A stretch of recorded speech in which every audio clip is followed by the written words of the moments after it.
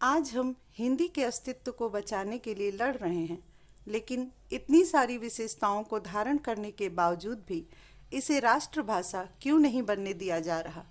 हम अपनी मातृभाषा को आगे रखते हुए भी हिंदी को अपनी राष्ट्रभाषा के रूप में अपना सकते हैं, किंतु कुछ अहिंदी भाषी लोग इसे नहीं मानते और अपनी जिद पर अड़े हुए हैं। जबकि बहुत से ऐसे महान व्यक्तित्व हुए जो हिंदी भाषी तो नहीं थे, किंतु जब भी राष्ट्रभाषा की बात आई तो खुलकर हिंदी का नाम लिया। आज कुछ अन्य विद्वानों के कार्यों एवं तथ्यों से अवगत होंगे। दामोदर सावरकर, हिंदी को राष्ट्रभाषा बनाने के पक्ष में इनका कथन। हिंदी भारत की एकमात्र राष्ट्रभाषा है और रहेगी। हिंदी के बिना हिंदू व हिंदुस्तान की कल्पना भी नहीं की जा सकती।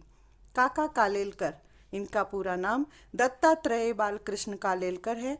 ये हिंदी के प्रबल समर्थक थे तथा दक्षिणी भारत हिंदी प्रचार सभा के 1938 ईस्वी के अधिवेशन में इन्होंने अपने वक्तव्य में कहा था कि हमारा राष्ट्रभाषा प्रचार का एक राष्ट्रीय कार्यक्रम है।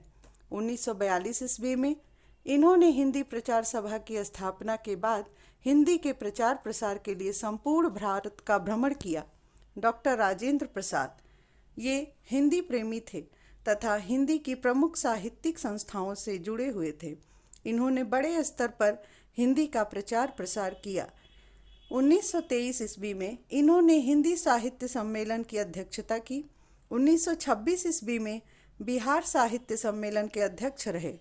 हिंदी के प्रति इनका समर्पण इतना था कि इन्होंने अन्य भाषा का ज्ञान होते हुए भी अपनी आत्मकथा हिंदी में आत्मकथा शीर्षक से 1946 ईस्वी में लिखा। इनका कथन है कि हिंदी भी जीती जागती भाषा होनी चाहती है तो उसे अपने शब्द भंडार को बढ़ाना होगा। हिंदी में सभी भाषाओं के शब्द होंगे तो भी उसका रूप विकृत नहीं होगा और वह हिंदी ही रहेगी, जैसा कि आज है भी। हम सभी देखते हैं कि हिंदी ने अपने अनेक भाषाओं को समाहित कर लिया है।